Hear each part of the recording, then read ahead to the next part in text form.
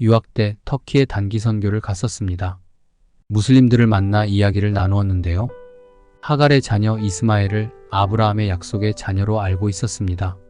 성경에서 말하는 언약의 아들이 이삭인 것을 알지 못했었습니다. 성서학을 공부할 때 사마리아 오경이 있는 것을 알게 되었습니다. 그 사마리아 오경은 사마리아인들이 사용하던 경전이었는데요.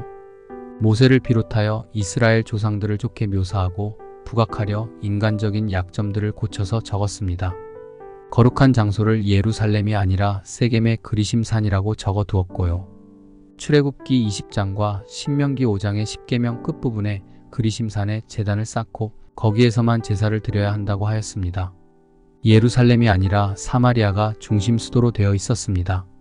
진리를 알고 진리를 따라야 하는데 이렇게 누군가 바꿔치기를 한 자가 있고 무지하여 그것을 사실로 믿고 따르는 어리석은 자들이 있었습니다.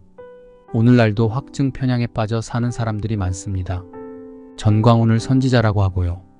한 목회자가 거짓 학력, 불륜, 횡령을 자행했지만 여전히 사도로 여기며 감싸주기에 급급합니다. 왜 그럴까요?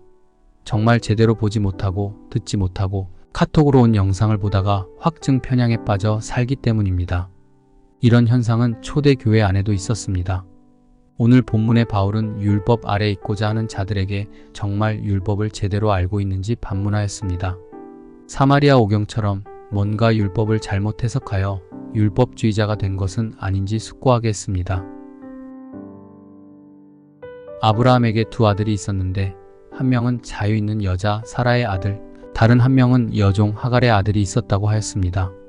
그런데 여종에게서 난 아들은 육체를 따라 낳고 사라에게서 난 아들은 약속으로 말미암았다고 하였습니다. 그런데 바울 당시 유대인들 중에는 약속의 아들 이삭을 따르려 하기보다 육체의 아들 이스마엘을 따르려는 자들이 있었습니다. 오늘 본문 21절에서 23절을 함께 읽겠습니다. 내게 말하라. 율법 아래 있고자 하는 자들아, 율법을 듣지 못하였느냐? 기록된 바 아브라함에게 두 아들이 있으니 하나는 여종에게서 하나는 자유 있는 여자에게서 났다 하였으며 여종에게서는 육체를 따라 낳고 자유 있는 여자에게서는 약속으로 말미암았느니라. 바울은 비유로 이 여자들은 두 언약이라고 하였습니다.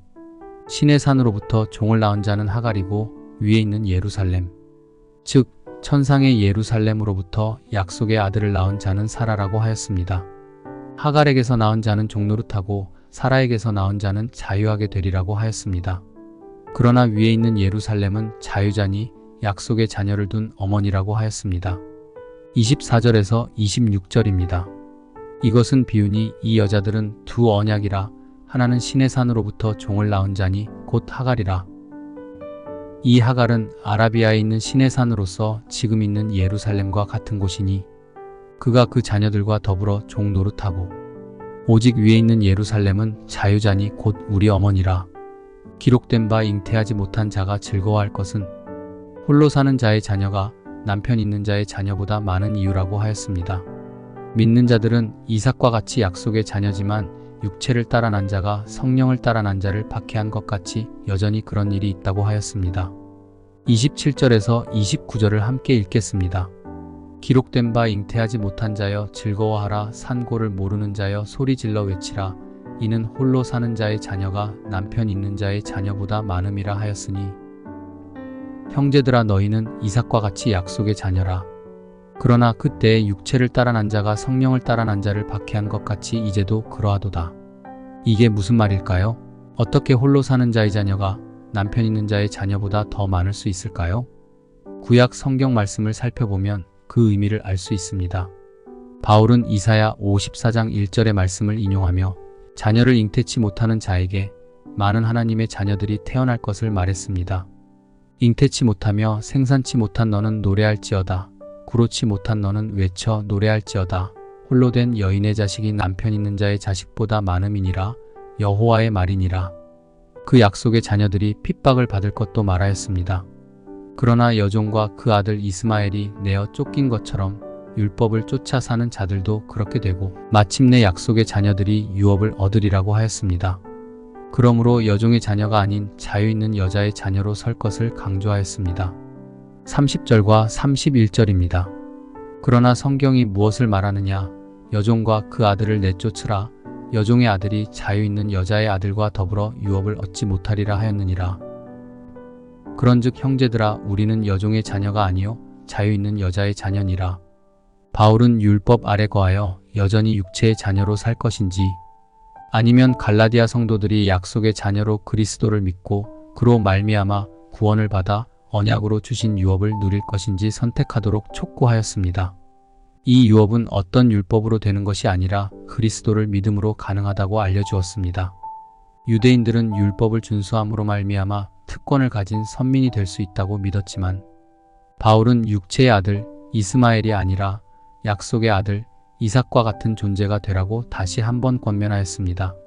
이 세상에서 성도로 살면서 우리는 여전히 세상의 자녀가 되려고 합니다. 그래야 더 풍요롭고 부유하게 살 수 있을 것만 같습니다. 고로 세상적 가치, 세계관, 방법을 가지고 이스마엘이 되려고 합니다. 그러나 자유한 약속의 자녀가 되어야 합니다. 믿음으로 주님이 주신 말씀을 따라 살아 진정한 아브라함의 자녀인 그리스도의 상속자가 되어야 합니다. 무엇으로 분주합니까? 무엇이 여러분의 생각, 마음, 육체를 사로잡고 있습니까? 무엇으로 기쁘고 슬픈 삶을 살아가고 있습니까? 진정 하나님의 약속의 자녀로 자유하고 행복한 삶을 살고 있습니까? 하박국 3장 16절과 17절 말씀을 고백하길 소망합니다. 비록 무화과 나무가 무성치 못하며 포도나무에 열매가 없으며 감람나무에 소출이 없으며 밭에 식물이 없으며 우리의 양이 없으며 외양간에 소가 없을지라도 나는 여호와를 인하여 즐거워하며 나의 구원의 하나님을 인하여 기뻐하리로다. 주님, 제가 주님의 약속을 붙잡고 이 땅에서 자유하고 주님이 약속하신 유업을 누리며 살아가게 하옵소서. 오늘 말씀 중 받은 도전 혹 은혜는 무엇인가요? 잠시 눈을 감고 기도하겠습니다.